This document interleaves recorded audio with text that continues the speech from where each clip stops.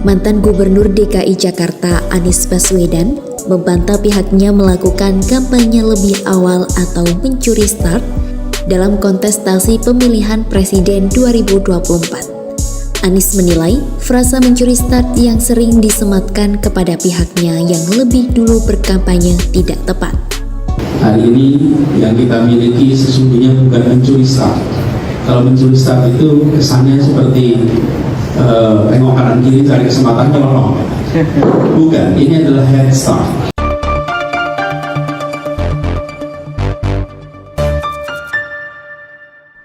Ya, berjumpa lagi dengan Om Ben. Salam seger waras. Bakal capres dari koalisi perubahan memang jagoannya jika menghindari aturan. Pak Anies lihai berdalih, beralasan, bahasa politiknya berapologi. Kalau yang dilakukannya selama ini sebenarnya kampanye.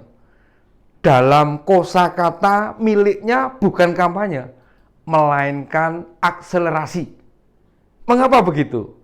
Sebagai orang yang pernah mengajar di sebuah universitas, mantan Menteri Pendidikan, menjadikan dirinya mudah menghindar dari tuduhan. Makanya masyarakat menstigma dirinya sebagai ahli tata kata yang merupakan plesetan dari tata kota. Stigma atau julukan itu diberikan pada Pak Anies sejak menjadi Gubernur DKI tempo hari. Kita tahu ada banyak program di DKI yang sebenarnya kelanjutan atau program gubernur sebelumnya. Diganti istilahnya karena tidak mau dianggap meneruskan kebijakan gubernur sebelumnya. Orang-orang semacam ini sungguh berbahaya karena terminologi sebuah kata identik pada penggunaannya. Misalnya, hari ulang tahun Jakarta diganti dengan hajatan Jakarta. OKOC diganti dengan Jaklingko. Rumah sakit diganti dengan rumah sehat. Ada lagi nih, normalisasi sungai diganti dengan naturalisasi dan lain sebagainya. Perubahan nama itu bukan persoalan substansial, bukan persoalan penting. Dan memang agar masyarakat lebih fokus pada istilah, bukan pokok persoalan yang diatasi. Termasuk soal tudingan masyarakat, bahwasanya bakal capres koalisi perubahan melakukan kampanye terselubung. Dalam sebuah acara lintas tokoh, Korp Alumni Himpunan Mahasiswa Islam, KAHMI di Jakarta, Pak Anies membantah telah melakukan curi start. Menurut dia, mencuri start seakan-akan mendahului yang lain tanpa sepengetahuan. Di depan alumni HMI, mantan Gubernur DKI itu menyatakan head start. Nah, mencuri start diganti dengan head start sebagai upaya memenuhi syarat jika anggota koalisi perubahan mau mendaftarkan dirinya menjadi bakal calon presiden. Lihat, makna mencuri waktu untuk berkampanye disebutnya dengan head start atau bahasa lainnya akselerasi. Pak Anies sesungguhnya tahu dia memang nyolong, mencuri untuk jalan duluan, mengenalkan diri pada masyarakat. Sesuai undang-undang atau aturan tentang presidensial threshold, parpol yang bisa mengusung pasangan capres-cawapres yaitu 20% kursi di DPR atau 25% suara sah nasional berdasarkan pemilih sebelumnya. Sementara kita tahu, bila dihitung secara matematika, gabungan koalisi perubahan, ada Nasdem, ada PKS, dan Demokrat, itu telah memenuhi syarat tersebut. Dengan demikian, Pak Anies mestinya tidak perlu berkeliling ke sana kemari. Bukankah yang diatur oleh undang-undang itu suara partai, bukan suara pendukung jelang pendaftaran?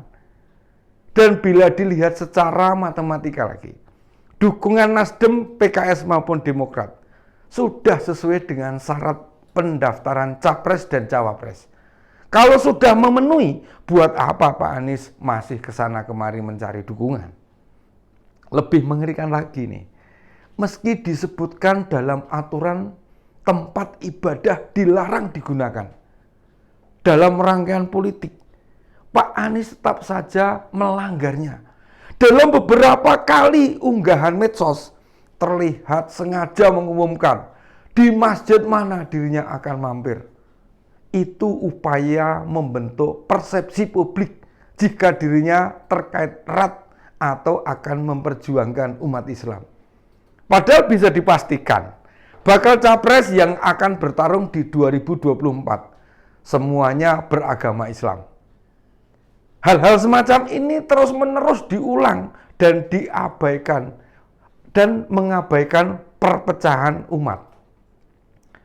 Badan Pengawas Pemilu atau Bawaslu telah mengingatkan dan mempedomani PKPU nomor 3 tentang aturan sosialisasi juga hak kebebasan. Tetap dibatasi dengan menghormati tempat ibadah, tidak dipakai untuk tindakan politik praktis. Jika Pak Anies masih menggunakan tempat ibadah untuk politik praktis, artinya Pak Anies tidak menghormati tempat ibadah itu. Pak Ahmad Bagja dari Bawaslu menyampaikan agar mantan gubernur DKI tersebut mengindahkan peringatan yang diberikan. Terlebih saat ini sudah memasuki tahapan pemilu, namun belum masuk tahapan kampanye, sehingga red show Pak Anies ke beberapa kota wajib berhenti sesuai aturan. Jika roadshow bakal capres koalisi perubahan ini menyasar tempat-tempat ibadah, itu memang disarankan oleh para tim kampanyenya. Nekatnya Pak Anies datang ke Jatim hingga melakukan pengumuman akan sholat di Masjid Al-Akbar Surabaya sebagai sikap menentang. Karena sebelumnya organisasi massa Pejuang Nusantara Indonesia Bersatu atau PNIB menyebar spanduk menolak kedatangan bakal capres dari koalisi perubahan di Provinsi Jawa Timur.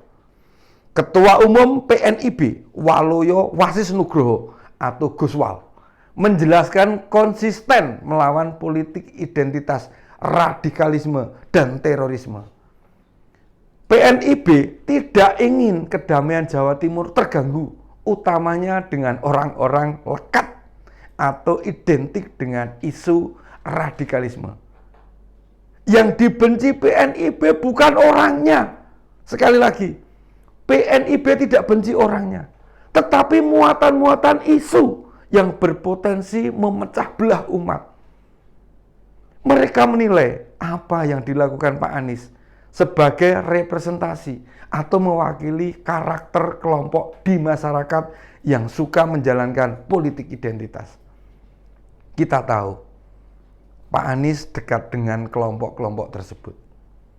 Kita bisa memaklumi apa yang disampaikan PNIB sebagai pengingat bagaimana politik identitas pada 2017. Begitu sangat terasa. Orang-orang yang tidak mendukung Pak Anies telah dianggap murtad dan tidak bisa disolatkan di masjid waktu sudah meninggal. Dan penggunaan masjid kembali diulangi lagi sekarang. Silahkan cek di berbagai wilayah yang dikunjungi Pak Anies. Selalu menyempatkan mampir ke masjid. Dan rencana itu dipublikasikan lebih dulu. Ingat, Pak Anies tidak dilarang ke masjid, apalagi beribadah, menunaikan kewajibannya sebagai umat muslim.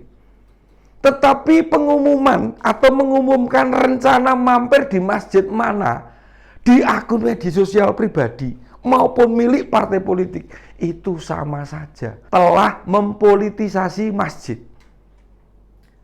Padahal dalam Pilpres 2019, baik Pak Jokowi maupun Pak Prabowo, meski keduanya muslim, tidak ada satupun dari beliau yang melakukan politisasi tempat ibadah.